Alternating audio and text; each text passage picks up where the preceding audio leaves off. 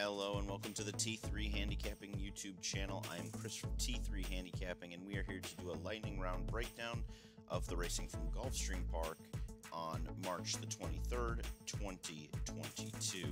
Let's go ahead and dive right into it.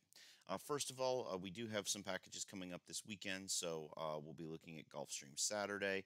We've also got Aqueduct on Saturday, as well as the Louisiana Derby from the fairgrounds and the Sunland Park Derby as well on Sunday. So lots of things that you can gain access to the full card, the T3 breakdowns, and you can go through and find those on our website, t3handicapping.weebly.com. Otherwise, you can find us right here on YouTube. Don't forget to like and subscribe.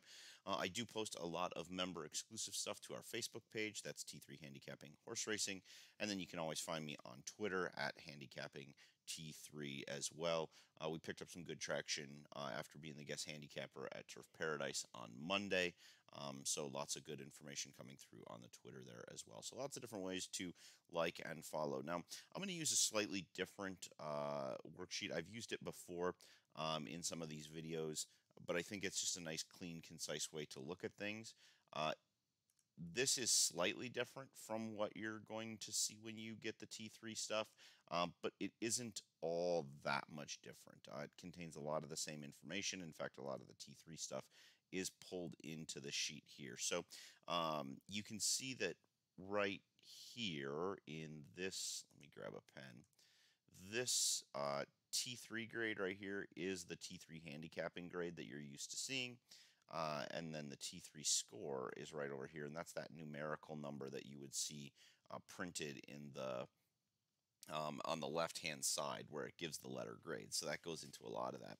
But this is a little bit more sophisticated model. I'm working to get this put in, and I usually will put these up for Saturday as well. So if you're new to the product, this gives you an opportunity to maybe get to know a little bit more about the product that you're using, because this will be included as well. So just a few more tools here to use. I find that these tools here in particular can be really helpful when it comes to breaking down maiden races. So the areas that you'll see me use a lot when I'm handicapping is I'll use the run style, jockey trainer, especially at Gulfstream. That's a huge part of it. I like to use this aggregate score grade, and then value grades. Those are kind of the big areas where I focus a lot of my attention. So in race number 1 from Gulfstream Park on Wednesday, I like the number 4, No Man Left Behind, 4-1. You've got Irad Ortiz and Safi Joseph. This is a pretty difficult race. You can see it only comes out as a 0.2 on my confidence ratings. That's on a 5-point scale. But I do have a horse that's well above the rest. The next closest horse is 19. This horse rates out as an A+. I don't have any other A-rated horses here. This horse looks to be the third choice on the morning line. I have it that it should be the first choice, which is where it gets the plus from. So I've got my best bet being the 4. I do think the 1, 5, 3, and 7 make some sense as well. When we come to race number 2, this is on the all-weather. It's going 5.5 furlongs. And here, to me, this comes down to 2 horses. I like the 3, Pinot in a Purse, and number 6, Follow Me Mom. Obviously, 3, you're getting the Irad Ortiz Safi Joseph combination. They come out to be 101. 100 seems to be a pretty important threshold. Horses that rate over 100 tend to do better than horses that rate under 100. That just seems to be a pretty clear line in the sand. You also have this horse, Follow Me Mom, Marcos Meneses, so a little bit fewer connections or smaller time connections. But this one on figures alone rates out as actually my top selection. So I like those 2 on top. And then Queen Calypso for Jose Ortiz is very close to that 100-point thresh mark and has quite a bit of separation on the rest of the field. Has scored out as an A horse in a couple of fields here as well. Is not projecting to be good value. I have that right now. This horse is the favorite. It probably should be the third choice. So it's not a ton of value, but nevertheless, I think can win. The other one that I think is interesting is the number 1, Simplify from the rail. You've got Alyssa Morrison, who I've been really impressed with some of her rides as a young apprentice, and you can see this little up carrot, which represents that this one projects to be the early pace setter, or at least on the early lead. So 3, 6, 4, 1 in race 2. Race number 3 on this 8 race card, we are going to go with the 3, 6, 8 and then 2 as sort of a backup play. The 3 Kelsey Shot, again, you're getting Irad Ortiz, a forward running type on the turf, which isn't always super helpful, but we do have a 115. Now, the T3 grade isn't great on this one, but given that this race is there's a lack of confidence. I'm not super worried about that, and this one rates out well in the other categories as well. So like the split 100s looks really good for Kelsey Shot. So I have that one adequately priced as the third choice. I would take a shot with that one there. I also like the number 6 Proton Pack, Jaramillo for Ward. This horse does not yet have a defined running style, which means this one probably has some of the more projected upside. This one comes out with the top aggregate score in the group, including the top T3 grade, and this one is an A plus. This one should be currently the fourth choice on the board, and I have that it should be the top one. My last of my top picks is going to be the pace setter Mia Camila, Jose Ortiz, D'Angelo, 117, which is pretty competitive. I do have this one as a slight undervalue play. Currently as the favorite, should be the second choice. If I was going to throw in a long shot, I like Angel Arroyo's Lombardi Avenue at 12 to 1. Still not defined anything yet, but I think one that could sneak in underneath to really upset the apple cart here. Then in this race here, I've got 279. I think this is a really tough race. Now, it does rate out a little bit higher in the confidence scale, but as you can see, we've got grades on a lot of our horses. We have 5 A's. This is one I probably won't play too heavily, but I like Freccia de Argento for Irad Ortiz and Anthony Sano. I think it's always dangerous when Sano gets a couple in there, especially when they're both ridden by Ortiz's. You've got 108, which is very close to the top score. And this one represents relative value, second choice. That's where it should be. Number 7, Miss California. You've got a closing type, which we're on Tapeta, so I don't mind as much. You've got Junior Alvarado, Jorge Delgado, who's having a good meet as well. Rates out as the top horse, a B grade in the T3, and is another one that projects to have at least some good value here. So currently the third choice, but I have as should be, I'm sorry, Miss California is currently the third choice, should be the first choice according to my grade out numbers. So good value on that one. The last one is 9 Hatari, and that's Luis Saez, Jonathan Thomas. I think it's really hard to leave them off. Another one close to that 109 range. A little bit poorer value on this one, but I still think one that has a chance to win. Cindy Song, I always like to include the pace setter, especially at Gulfstream Park. The Tapeta sometimes can really play to that. That's Gaffleone and Nix, over 100. That one to me is an automatic include as the 7th choice on the morning line. I think that's one you definitely want to have. Susan's Novella for Castellano and Caceres, again, over 100, shows good value. And number 4, True Blue Pearl, Romero Mirage.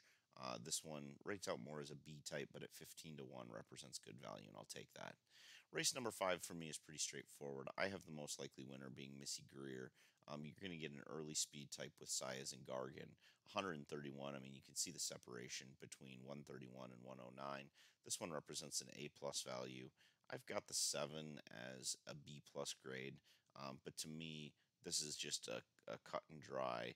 It's this one and move on. Now, Gaffleone and Ralph Nix, I'm a little concerned because this one has an NA. So even though it doesn't rate out super well, this one still has a lot of growth and maturity to do.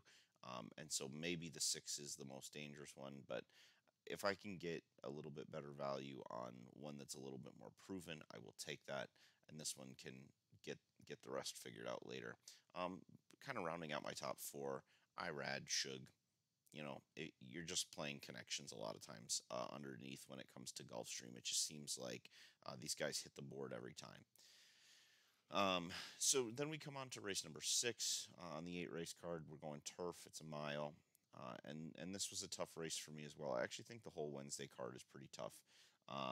Marissa's Mission, 4.5 to 1, so 9 to 2. Saez Drexler, I think that's a dangerous team to go against. Tied for the top number with the number 2, Dominate the Moment for Irad Ortiz. Both of these horses represent good value. I did also want to take Super Design, Wesley Ward.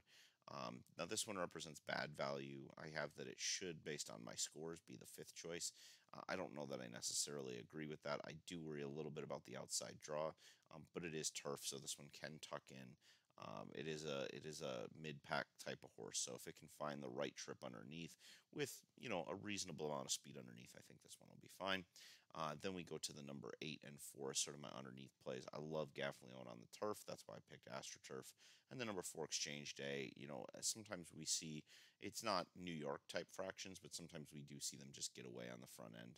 And if so, I want to have that one on my team. In race number 7, we're going 8 furlongs on the dirt. You're going to want forwardly placed horses, and that's why I started with the number 5, Tyler Gaffleone, Safi Joseph, likely pace setter. This one just screams to me winner. It represents decent value based on the morning line. Number 4, Battle Cry for Shawbridge Mahan and Carlos David. This one rates out as my top overall horse and should be reasonably close to the pace, so no reason to think that one can't get the job done there. You have to respect any time that Luis Saez gets inside on a speed horse for a good trainer. I just think that's a dangerous one to leave off the ticket. I know it's not creative to just use the favorite, but I think there's enough things pointing in the direction of Charmy to take the inclusion there, even if it hurts your value just a little bit. And then Celestial Cheetah draws to the inside. That's Irad Ortiz for Peter Walder. Walder is one that I always like to use at Gulfstream. If the pace really does get hot, you can see we do have a lot of speed signed on. Paces don't typically melt at Gulfstream, but if it does, this could be the one that picks them up on what is normally a speed favoring dirt track. And then we come to the final race of the day. A lot of entries in this one, a full 12-horse field, which is good for the betting dollar. It's on turf, and it's for fairly low-level purses. So we've got a situation where this one looks really wide open. You can actually see this one rated out as a negative 0.5 on our confidence rating. So this one, we're really throwing stuff at the wall. I do think Chickaboom, you've got Irad Ortiz, who should be forwardly placed on this horse and moving forward. I think this horse is logical. I'm not as big a fan of Coco Icing for Castellano and Joe Arseno. When I use the highlight function, I can see it wrote over the top of that. So let's see what the number actually is there, 101. So I've got a 101. So it rates out just slightly lower than Chickaboom. But you can see the value is really low. I have this one as grading out as my 4th best horse. I don't really want to take the favorite. I think Irad Ortiz will actually be on the favorite. I think this one will take a lot of money. But I did also want to include Miguel Vasquez and David Fox with Princess Teresca.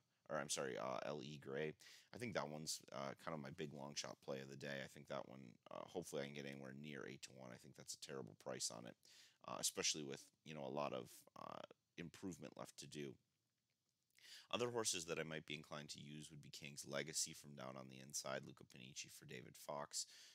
This one has a long way to go, but is kind of sniffing around that 100 number for the aggregate score, and also draws the inside, so could get a ground saving trip. The turf can be really goofy. Sometimes at Gulfstream you can get some weird results. I do like Sinfalicious as well for Jaramillo and Weaver.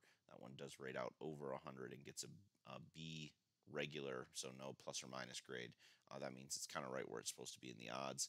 And then Coco Icing, makes some sense, but if I'm going to use the favorite in a wide open race, I'm not going to use him in the 5th spot. So I would probably dump that one at the end of the day and look for maybe like Call Divine with Chantel Sutherland. I like the way that she rides the turf, and maybe could get a price there, or maybe take Princess Teresca and just say, tries to run them off their feet and hope she can hold on. I don't know that she can, but I'd be more inclined to use them in my 5th spot than I would the favorite. So that's how I see Wednesday from Gulfstream Park. Good luck, cash those tickets, and don't forget to check out t3handicapping.weebly.com. Don't forget to check out our Facebook page and our YouTube channel for access to all of our picks. Cash those tickets.